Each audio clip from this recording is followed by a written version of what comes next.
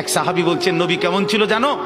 যার সারা অঙ্গ একসাথে দেখলে সবচেয়ে সুন্দর, প্রতি অঙ্গ আলাদা আলাদা দেখলেও সবচেয়ে সুন্দর।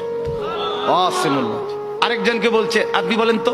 আরেক সাহাবী বলছে, আমি বলি, যে নবী ছিলেন এমন যাকে একবার দেখলে আবার দেখতে মন চায়, দ্বিতীয়বার দেখলে প্রথমবারের চাইতে আরো সুন্দর মনে হয়, যত তারে দেখি তত সুন্দরই লাগে। তিনি ছিলেন এমন। আল্লাহ তাআলা মেরাজে, এই যে এই মাস, 7 আসমানের উপরে আরশে আজিমে আল্লাহ তাআলা নবীকে নিয়ে গেলেন। যখন আরশের উপরে আল্লাহ তাআলা রাসূল সাল্লাল্লাহু আলাইহি সাল্লামকে দাঁড় করাইলেন, এইবার আল্লাহ বললেন, বন্ধু কোনানে আনছি জানেন? আপনি জানেন কোথায় আনছি আপনারে?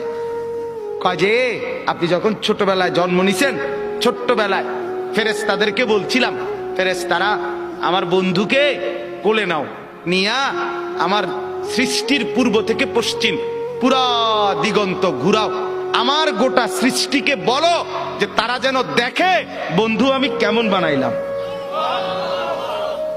দেখো, দেখ আসমান দেখো, জমিন দেখো, বন্ধু আমি কেমন বানাইলাম। নাক দেখো, চোখ দেখো, ঠোঁট দেখো, মুখের চাহনি দেখো, চেহারার রং দেখো, চোখের পলক দেখো। এরপরে আল্লাহ 7 আসমানে আরশে আজিমে নিয়ে এইবার আল্লাহ বললেন, বন্ধু সেদিন ছোট্টবেলায় কোলে আপনারে সবাই দেখছে, এবার সব কিছুর উপরে আইনা, উপরে শুধু আমি আল্লাহ, তার নিচেই আপনি, এবার আপনি দেখেন গোটা সৃষ্টি আমি কেমন বানাইলাম।